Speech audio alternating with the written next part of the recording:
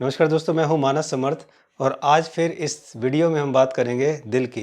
जी हाँ दोस्तों, ये जो स्क्रीन पर आप देख रहे हैं, ये हैं कन्नड़ के सुपरस्टार पुनीत राजकुमार, जिनकी एज केवल 46 ईयर की थी और इनको वहाँ पर अमिताभ बच्चन जैसा सुपरस्टार माना जाता था। 46 ईयर्स की एज में इनकी हार्ट अटैक से डेथ हो जाती है। जब ये जिम में एक्सरसाइज कर रहे थे, उस समय अचानक इनको सीने में बहुत तेज़ दर्द हुआ और जब तक कि इन्हें हॉस्पिटल ले जाया गया, वहाँ पर जाते-जाते इनकी डेथ हो जाती है। इससे पहले भी आपने देखा था सिद्धार्थ शुक्ला, जिनके घर पर हार्ट अटैक से डेथ हो जाती है। उससे पहले आपने देखा था सौरव गांगुली, जिनको जिम करते समय हार्ट अटैक आता है और उनको फिर स्टंट लगाए जाते हैं। इसके बाद आपने देखा था रेमो डिसूजा, जो कि ज़बरदस्त कोरियोग्राफर हैं, फिट एंड फाइन। इनको भी जिम में पेन होता है और जब हॉस्पिटल लिया जाता है तो वहाँ पर इन्हें हार्ट अटैक आता है और इनको भी स्टंट लगाया जाता है। अब ये जो तीनों हैं, इन तीनों के अंदर क्या कॉमन है, ये एक देखने वाली बात है, ताकि दोस्तों हम इस निष्कर्ष पर पहुंच सकें कि आखिर वो कौन सी चीज़ है जो यहाँ पर कॉमन है। तो सबसे पहले कॉमन है एज फैक्टर। जी हाँ दोस्तों, ये जो तीनों हैं, इन तीनों की एज जो है वो लगभग 40 से 50 के बीच में है। इन तीनों की एज जो है 40 से 50 के बीच में है। हालांकि सिद्धार्थ शुक्ला की भी एज 40 करीबी थी। और इन तीनों का जो दूसरा कॉमन है वो ये है कि इन तीनों को जब हार्ट पेन हुआ था, वो तभी हुआ था जब ये जिम में थे, जब ये जिम में एक्सरसाइज कर रहे थे। इनकी डेथ हो जाती है और ये दोनों हॉस्पिटल जाते हैं, वहाँ पर इनको स्टंट लगाया जाता है और ये दोनों बच जाते हैं। तो ये दो चीज़ इनकी कॉमन है। तो दोस्तों अब हम जानते हैं कि इनकी मौत में क्या ऐसा रीज़न है जिससे हम ये जान सकें कि अगर हम उन चीज़ों को अवॉइड करें तो शायद हम काफ़ी हद तक अपने आप को सेव कर सकते हैं। तो आइए ढूंढते हैं इस वीडियो में कुछ रीज़न जिससे आपको ज़रूर फ़ायदा होगा। जब ये सिद्धार्थ शुक्ला की मौत हुई थी, वहाँ पर उस समय मैंने एक वीडियो बनाया था। मैं उस वीडियो की थोड़ी सी क्लिपिंग आपको सुनाता हूँ कि मैंने उस वीडियो में क्या कहा था। तो दोस्तों, जितने लोग एक अच्छे फिट और फाइन हैं, उनको जो हार्ट अटैक होता है उसका एक मेन रीज़न होता है सीवियर स्ट्रेस। जी हाँ दोस्तों, अगर उसने बहुत ज़्यादा स्ट्रेस लिया तो उसे अचानक एकदम से हार्ट अटैक होता है, जो सिद्धार्थ शुक्ला को हो सकता है। दूसरा, सीवियर एक्सरसाइज। अगर कोई बहुत ज़्यादा एक्सरसाइज कर ले तो भी उसे हार्ट अटैक के चांसेस हो जाते हैं, चाहे वो कितना ही फिट एंड फाइन हो। जैसे आपने देखा होगा कि सौरव गांगुली के साथ भी यही हुआ था और रेमो डिसूजा के साथ भी हुआ था। ये भी यही हुआ था कि दोनों एक्सरसाइज के समय ही उनको ये हार्ट की प्रॉब्लम हुई थी। तो देखा दोस्तों, मैंने उस वीडियो में पहले ही आपको दो ऐसे साइन बताए थे। पहला साइन जो है सीवियर स्ट्रेस। सीवियर स्ट्रेस बहुत बड़ा कारण होता है हार्ट अटैक का।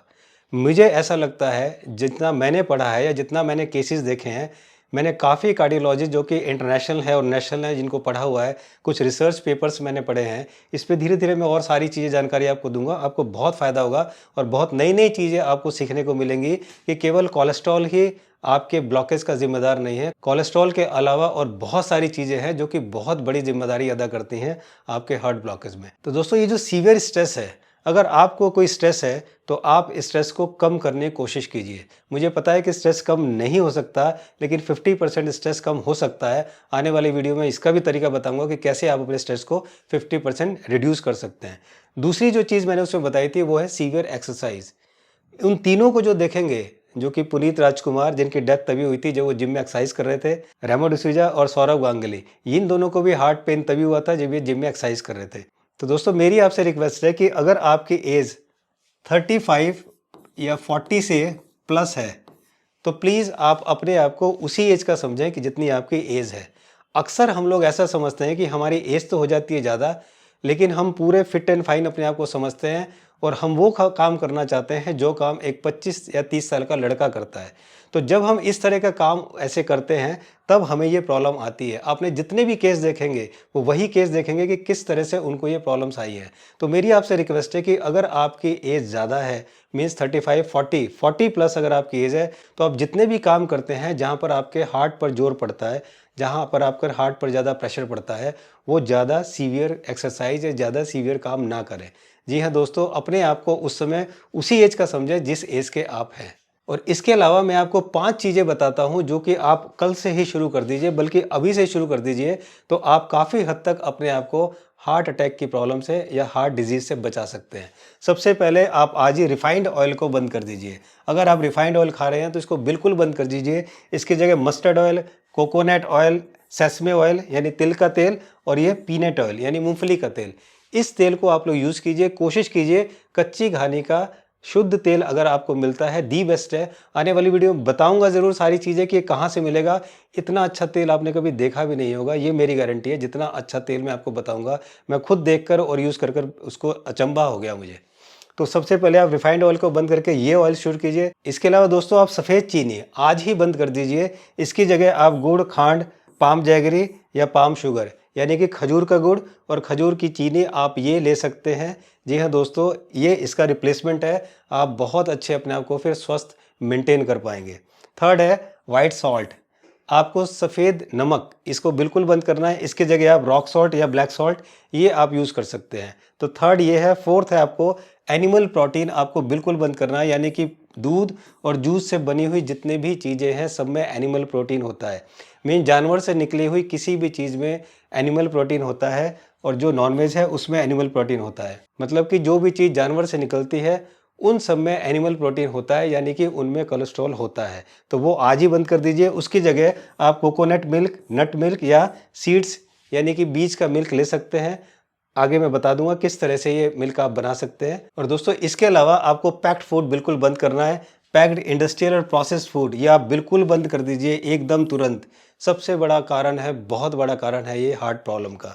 इसकी जगह आप होममेड फूड खाइए, जो आपकी वाइफ ने बनाया है, जो आपकी दादी, नानी, मम्मी ने बनाया है, वो फूड खाइए। यहाँ तक कि मैं आपसे रिक्वेस्ट करूँगा कि अगर आपके घर में कोई बर्थडे होता है, वहाँ पर भी कोशिश कीजिए कि आप लोग मिलकर घर पर ही खाना बनाएं, ना कि होटल में जाकर खाएं। इस तरह से आप अपने आप को काफ़ी हद तक हार्ट प्रॉब्लम से सेफ रख सकते हैं। और दोस्तों मेरे एक व्यूवर्स हैं जिन्होंने एक कमेंट लिखा है, जिनका नाम है रूपम सोनी। इन्होंने लिखा था कि use of harmful steroids for muscle building. जो लोग जिम में जाकर मसल बिल्डिंग करते हैं वो लोग बहुत सारे स्टेरॉइड्स लेते हैं जो कि बहुत नुकसानदायक है। बहुत सारे प्रोटीन लेते हैं, सप्लीमेंट्स लेते हैं जो कि बहुत सारे नुकसानदायक हैं। उस वजह से भी हार्ट की प्रॉब्लम होती है। ये बात इनको बिल्कुल सही है। अभी मेरे पास एक पेशेंट आया है, 23 साल का है, गुड़गांव का। वो इतना जिम करता था, वो इतने ज़्यादा प्रोटीन सप्लीमेंट्स लेता था कि उसकी किडनी ख़राब हो गई, क्योंकि उसके यूरिन में इतना ज़्यादा प्रोटीन आने लगा, उसकी किडनी ख़राब हो गई, उसका क्रिएटिनिन बहुत ज़्यादा बढ़ गया है। तो अब वो डाइट से अपने आप को ठीक कर रहा है, काफ़ी दवाइयाँ ले चुका और उसकी कंडीशन वर्स्ट होती जा रही है, तो अब वो ठीक कर रहा है।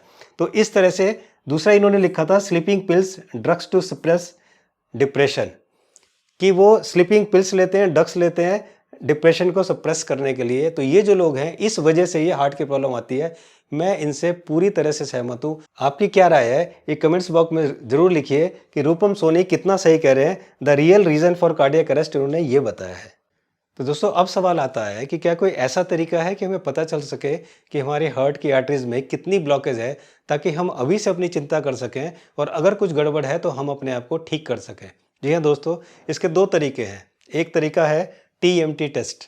आपकी कोई भी उम्र है, अगर आप एक कार्डियोलॉजिस्ट के पास जाकर कहीं भी आप एक TMT टेस्ट करा सकते हैं।